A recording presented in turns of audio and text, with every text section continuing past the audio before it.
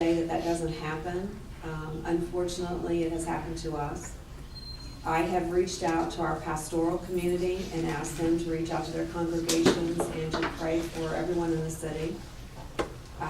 We continue to embrace one another and offer assistance to one another. We've had people outside the community already contacting us, asking how they can help. So at this point, we deal with the grief, we embrace the family, we embrace the department, and start to heal from the loss.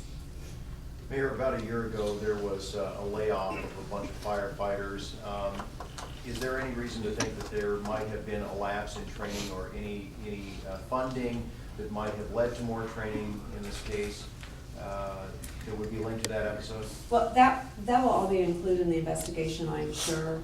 But today is not about budgets, it's not about politics, it's not about all the other issues we face every day. Today is about having lost a loved one in our community, someone who died in service to all of us. Do we know, though, whether or not Scott had been one of the firefighters who was affected by the layoffs? Yes, he was one of the firefighters that was laid off. He was also brought back due to the funding we received from the SAFER grant. Chief, let me ask you one more thing. You mentioned earlier how much help you had yesterday on the scene from a lot of other fire departments, and you guys, in your line of work, have a really strong bond. You've probably spoken to that personally, but what do you want the public to know about how much they did to help you guys and vice versa? They were a tremendous amount of help. They brought trucks in. What they did after we removed Scott, got him to the hospital, they stayed there and took care of the fire scene. We actually packed all of our stuff up and left. We don't do that. And they stood there and they took over and finished hitting hot spots for us.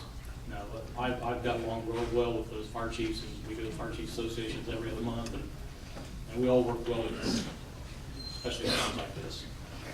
And Chief, with that number of firefighters on scene, you said, I believe there were 19 total there? Was that when all? 19 initial call. On the initial call, and then how many total? They called, when they called the other trucks, they were going to receive 8 other firefighters. Okay, and you've got different departments. Is there any difficulty in coordinating that many firefighters from different departments on a scene like this, typically? No. No, so there wouldn't have been any kind of a problem with just trying to deploy people and make sure that everybody's in the right spot? No. Okay. I was getting texts from some of the fire chiefs as I was going to the scene, letting me know that we needed help. No, and it's all done through dispatch. And Chief, I'm sorry, can you just spell your full name for us? Is it B-I-R-C-H? Nope, B-U-R-C-H-A-M, and the first name spelled S-E-A-M. Okay, thank you. Chief, was 19, was that the entire department? Yes. Okay. How many were on duty yesterday? Good question. I don't know how that information right now. Do you know what the building looked like when was it smoke, was fire, coming through the roof there? I'm not going to answer those questions. It's still an investigation. I can't elaborate. Can you talk about what, you mentioned the firefighters were being helped, emotionally and stuff like that, can you talk about what? Indianapolis is bringing their intervention team down. We're bringing somebody from the outside. Everybody here's too close to what's going on. They're going to bring in some people, and we'll have debriefings with all the firefighters that were on scene.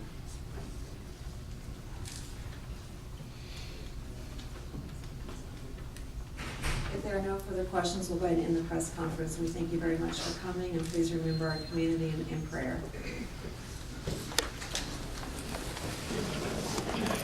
There are also handouts available. There's photos if you'd like those. You can see the chief.